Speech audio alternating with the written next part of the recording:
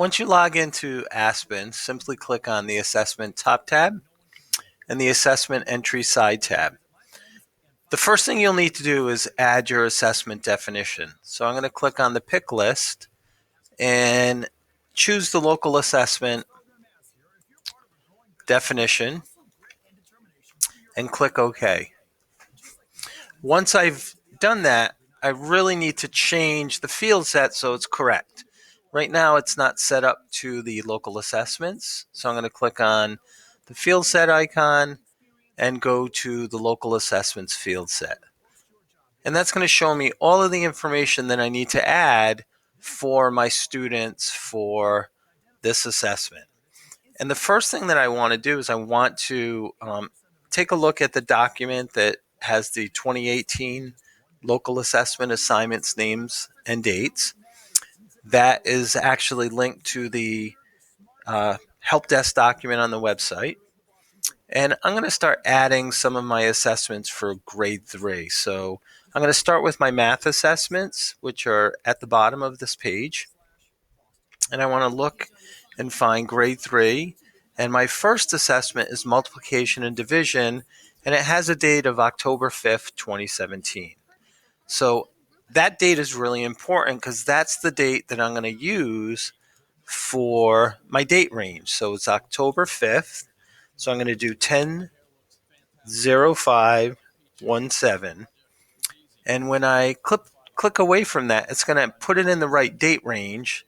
And then it's going to show me that the date range starts on October 5th, 2017. And the to date range, I want them to be the same. So when I do that, 10/05/17, and hit enter, it actually will only show me any assessments that are created on that date. So that's the date that I'm going to use for my students here. So I'm going to fill in 10/05/17, and it puts in the date, and I'm going to hit Control D on my keyboard to fill down. And that's going to fill down all of my students. And then I'm going to go to the very next one and put in grade 3, because this is the grade level that the students are in during the assessment year or when they've taken the assessment. So yes, they're in grade 3 now, but next year when I'm looking at assessment history data, I want to see what age level they were in when they took the assessment. So I'm going to fill down, hitting Control D. And now I want to go to the name of the assessment. So I'm going to click on the pick list, and then I'm going to find the grade 3 assessments folder and click on that. And I'll see all of the assessments for grade 3. And the one that I want is multiplication and division.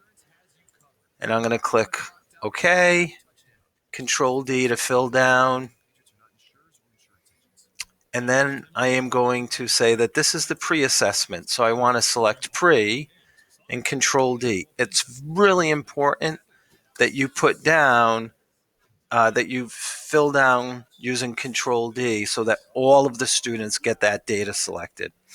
And then if I go into my assessment names and dates spreadsheet again, I can see that that's the pre-assessment, and then October 6th would be the post-assessment date. So if I go back here and I actually want to add the next actual assessment, I could do a couple of things for that. If I clear the students, it's going to clear out my kids here, right? And then I can change the date range easily. So I'm going to do that again. It's 10/06/17. And when I click out of that, it's going to blink the screen. And I'm going to do the same thing here, 10/06/17. I can even hit enter, and it's going to blink on the screen to show me that it got registered. And then I can select my students again. So I'm going to select students in my homeroom and click OK.